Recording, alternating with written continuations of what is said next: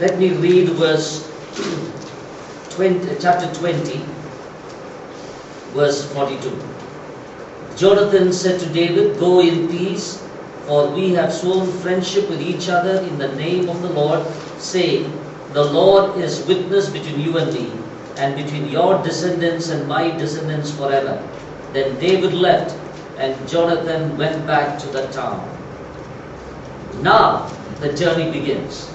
He comes to a place called Nob in chapter 21, and he meets Ahimelech the priest. Ahimelech, the moment he saw David, the Bible says he trembled. He looked at David and said, "David, why are you alone? How did you come alone?" So David said, "No, I am here because the king sent me," and all that. And looks like David was very hungry. Look at that. Verse 2. David answered Ahimelech, the priest, "The king charged me with a certain matter and said to me, no one is to know anything about your mission and your instructions. As for my men, I have told them to meet me at a certain place. Now then, what do you have in my hand? Give me 5 loaves of bread, or whatever you can find." But the priest answered David, "I don't have any ordinary bread on hand. However, there is some consecrated bread here, provided the men have kept themselves from women." David replied, "Indeed, women have been kept from us as usual whenever I set out. The men's things are holy, even on missions that are not holy. How much more so today?" So the priest gave him the consecrated bread, since there was no bread there except the bread of the presence that had been removed from before the Lord and replaced by hot bread on the day it was taken away. And then you find David asked him, "Is there a spear?" He said, "No, what is from Goliath? That is what I have." So David takes that Goliath spear and he moves on. And when he went there, you find Saul's servant was standing there and listening. Look at verse 7. Could someone read verse 7? And one of Saul's servants was there that day. He came before the Lord, even though the Edomite Saul's head shepherd. Right. So David knew that Saul's servant will go and tell Saul that I am here. Immediately he went to a place called Gath, and that you read in verse 10. He went, David fled from Saul and went to Achish, king of Gath. When he went there, people said the same thing that they were praising. Look at that. Saul has slain his thousands and David his tens of thousands. This time David did not rejoice. The Bible says David took these words to his heart. He became all the more scared, because the people there recognized David. Isn't this the guy who killed? So David ran for his life. You know what he did? A strong man acted like a madman. Here he did not trust God. Look at that verse. Verse 12 onwards. Could someone read verse 12 onwards? And David took these words to heart and was much afraid of Achish, king of Gath. So he changed his behavior before them and feigned himself mad at their hands, and made marks on the doors of the gate, and let his spittle run down his beard. Then said Achish to his servants, "Lo, you see the man is mad. Why then have you brought him to me? Do I like madmen that you brought this fellow to play the madman in my presence?" Look at that. He is saying, "Am I short of all madmen? There are plenty here. Why bring another one here?" David pretended like a man. Can you ever believe it? A man who stood against Goliath. You know, my friends, a walk of faith, in the journey of faith, sometimes our humanness comes out. Sometimes we falter. Look at Joseph. The Lord was with him. The Lord was with him. He was courageous in the prison. That human thing came out. He told the person, "In case your dream comes true, use your influence so that I can come out." You know, sometimes we talk about faith, we stand so strong, but there are weak moments when a wife says, "How long can you pray? Just come, let's go." We give it. Am I right? You know, not just the wife, even the husband. You know, don't look at me like that.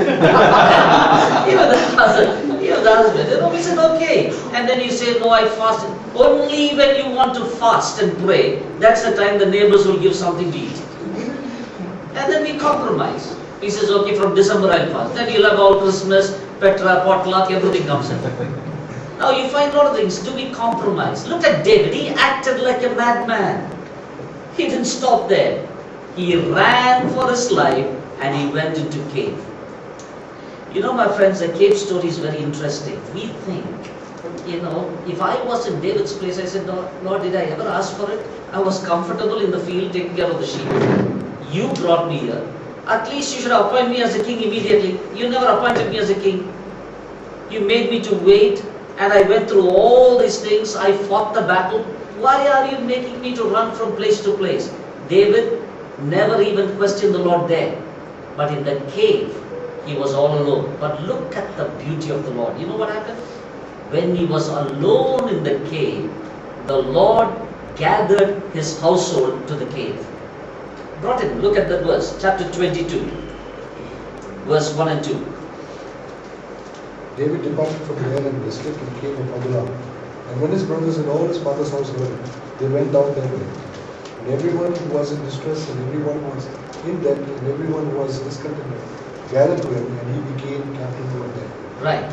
In that cave experience, God is telling David, David, you're not alone. Let me get your household there. You know, my friends, sometimes our cave experience can be an experience where God brings someone to minister to us.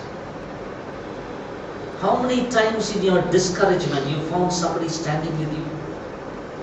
Has God forgotten? No. There are people who quietly come in.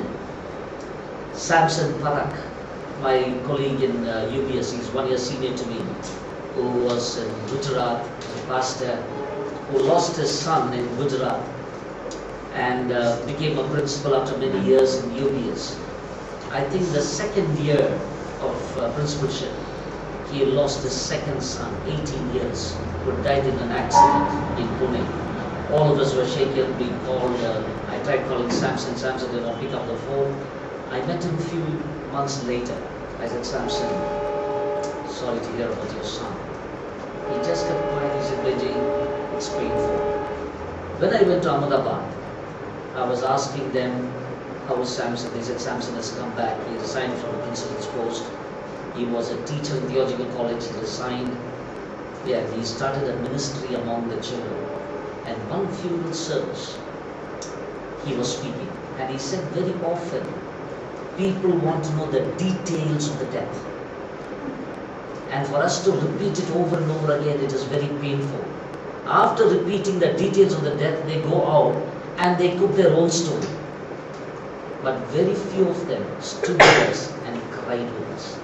May I say this, my friends, our cave experience can be a painful experience, but it is not an experience where the Lord is absent. It's not an experience where the Lord is absent. You won't even know. He says, come, I will get the people. Look at the second thing the Lord did. The Lord gathered people there and gave him the leadership post. He was running from all these people. Hey, David, I recognize your gifts. I recognize your talents. These are people who are discontented. They are distressed. About 400 men were with him. And David gave leadership. David gave leadership. But this group increased from 400. If you read in chapter 23, you find there were 600 people. Slowly the group increased. David was a leader. You know, sometimes when we are in the cave, we want to sulk, we don't want to accept responsibilities. The Lord is saying, hey, move on, don't sulk. Move on. There is a place where you will be used. The cave experience can be an experience where you can minister to people. And then you find David heard. Look at chapter 23. When David was told, look, the Philistines are fighting against Keilah and are looting the threshing floors, he inquired of the Lord, saying, shall I go and attack these Philistines? David asked, what can I go? The Lord said, go. Again,